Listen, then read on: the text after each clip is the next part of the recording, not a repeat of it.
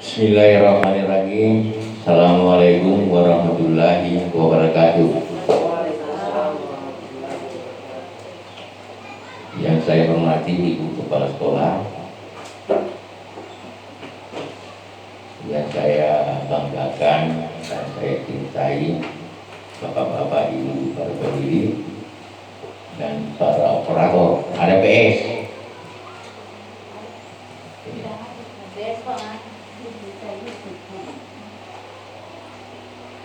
Pertama-tama, saya tidak lupa mengucapkan puji dan syukur kehadirat Allah Subhanahu wa Ta'ala karena atas rahmat, hidayah yang telah dilimpahkan kepada kita semua, sehingga pada hari ini kita masih diberikan kesempatan kesehatan untuk berkumpul bersama-sama dalam rangka melakukan suatu kegiatan, yaitu kegiatan supervisi. Jadi kalau kita bercerita tentang supervisi kan ada dua kata di dalamnya itu. Super artinya lebih, ya. Visi artinya melihat atau memandang. Jadi maksudnya itu kalau mau digabungkan itu artinya ada orang yang melihat, ya, mempunyai nilai tambah daripada orang yang dilihat. Mungkin begitulah pengertiannya secara ideologinya. Bapak-bapak, ibu yang saya hormati, jadi tugas saya selaku pengawas memang itulah melakukan supervisi. Jadi perlu kita ketahui bahwa selama masa pandemi COVID-19 ini, kayaknya pelaksanaan pembelajaran di setiap satuan pendidikan, kalau diibaratkan perahu, misalnya berlayar, boleh katakan forumanya agak rusak, bisa saja salah arah, begitu. Tapi kita tidak boleh pesimis, bapak-bapak, ibu-ibu, kita harus optimis. Yang penting marilah kita melaksanakan tugas kita sesuai kemampuan kita masing-masing. Saya selaku pengawas tentu ingin mengetahui apa yang dilakukan oleh guru di dalam pelaksanaan pembelajaran, yaitu belajar dari rumah, baik melakukan secara daring maupun secara luring. Karena jelas kalau guru-guru di kampung itu, ya, walaupun gurunya pintar daring, tapi mungkin muridnya tidak bisa daring. Jadi pasti itu dikombinasikan antara daring dan luring. Nah, kemudian bukan saja saya mau lihat guru, tapi bagaimana juga sebagai kepala sekolah, ya. Karena kepala sekolah itu punya peranan paling tertinggi di sekolah ini. Jadi yang bisa mengendalikan, yang bisa mengarahkan adalah kepala sekolah.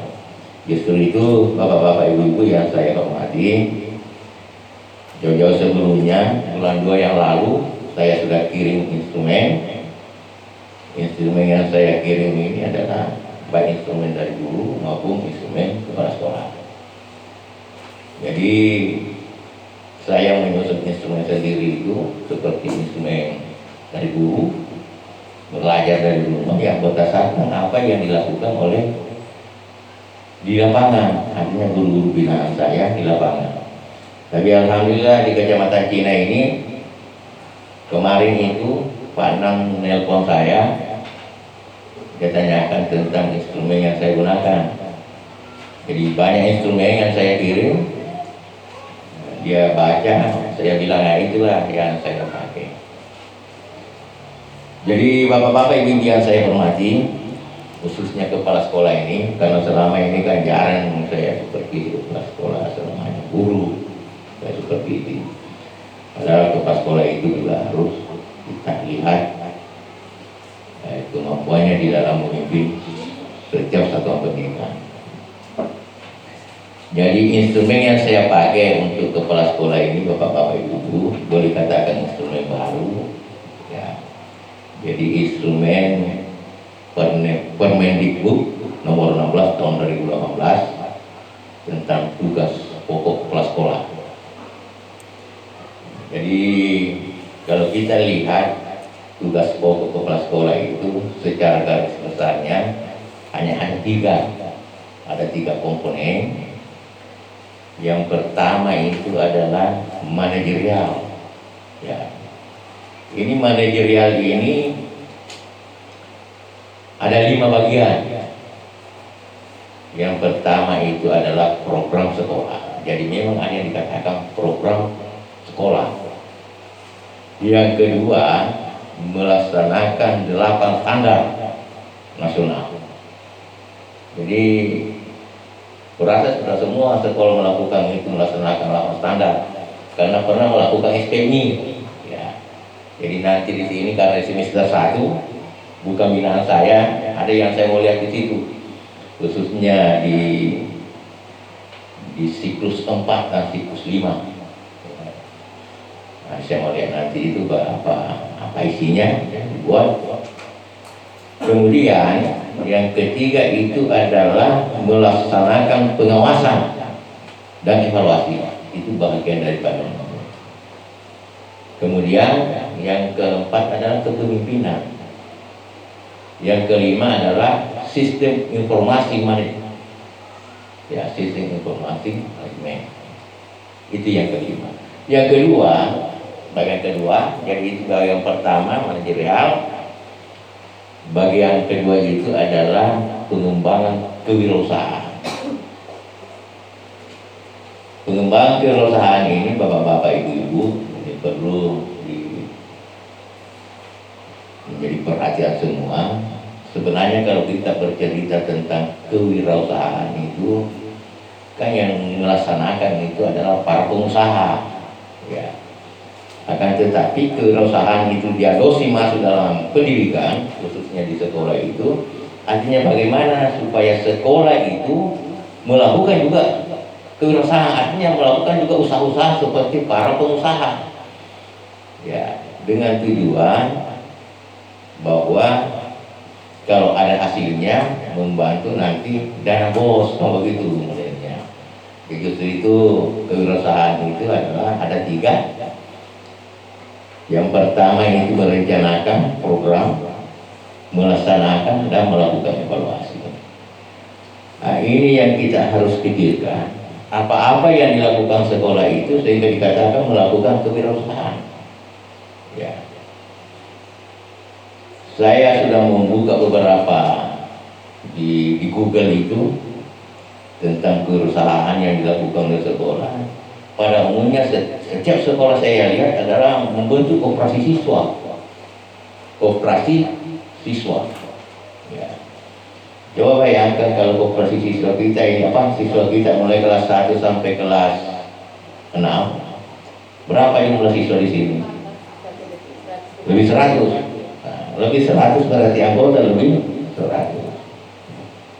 Kemudian uangnya nanti itu bukan hanya artinya bisa menjadi namanya simpanan pokok, simpanan wajib, simpanan sukarela. Uangnya nanti itu digerakkan. Kalau digerakkan uangnya nanti itu misalnya ada pembagian larinya ke koperasi, pembagian larinya ke wirausahaan. Jadi misalnya pendapatan dalam 1 tahun 1 juta, contoh. Berarti maka data bisa kita mengatakan 40% ke koperasi, 60% ke kewirausahaan. Nah, itu lagi di kewirausahaan itu untuk apa? Uang itu, ya. Contohnya di sini kan banyak guru honor, gitu. Ya, kan bisa saja membantu misalnya ada tambahan gaji guru honor dari kewirausahaan. Itu salah satu contoh. Ada kegiatan-kegiatan, ya itu juga yang dipakai. Jadi begitu. Itulah perlunya dibentuk namanya kewirausahaan. Ini salah satu tugas pokok kepala sekolah.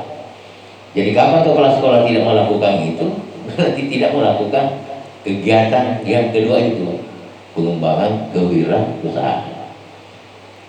Yang ketiga adalah melakukan supervisi. Supervisi. Jadi kepala sekolah itu harus melakukan supervisi.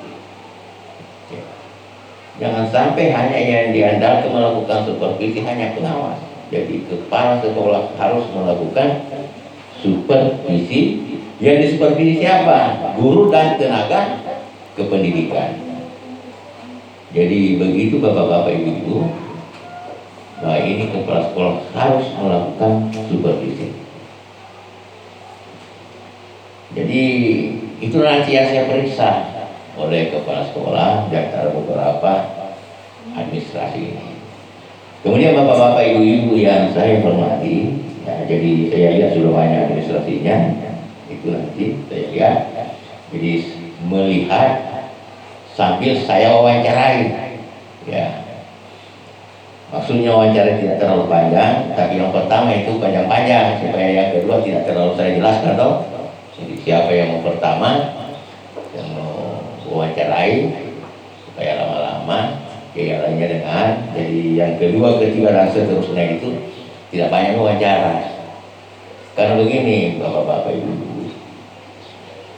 banyaknya administrasi yang dibuat oleh guru, karena administrasi itu hanya dokumen yang bertumpuk-tumpuk, tidak ada maknanya, tidak ada manfaatnya. Ya. Jadi yang paling bagus itu setiap kita membuat administrasi, setiap administrasi yang kita buat itu kan kita harus tak manfaatnya, manfaat khususnya untuk kita. Ya. Untuk apa administrasi dibuat itu kalau kita tidak tahu manfaatnya? Nah itu. Jadi jangan hanya administrasi bertumpuk-tumpuk, ya, dibuka, ditanya untuk apa yang bikin begini, dia tidak tahu. Nah, berarti itulah salah satu administrasi yang tidak digunakan, hanya dokumentasi saja. Jadi justru itu banyak orang mengatakan banyaknya administrasi yang dibebankan kepada guru itu akhirnya mutu pendidikan semakin menurun. Bisa saja terjadi. Kenapa bisa terjadi? Karena administrasi yang dikerjakan, pembelajaran tidak dikerjakan. Apalagi misalnya kalau menulis supervisi. Tapi kalau kita hubungkan misalnya administrasi yang dibuat guru itu sangat bermanfaat, jelas bahwa pelaksanaan pembelajaran itu sangat juga bermanfaat. Saya berikan satu contoh gambaran. Kita menyusun RPP saja yang bagus, kita sendiri yang susun, dirancang malamnya misalnya. Kalau kita menyusun RPP itu seakan-akan kita mengajar. Besoknya saya mau begini.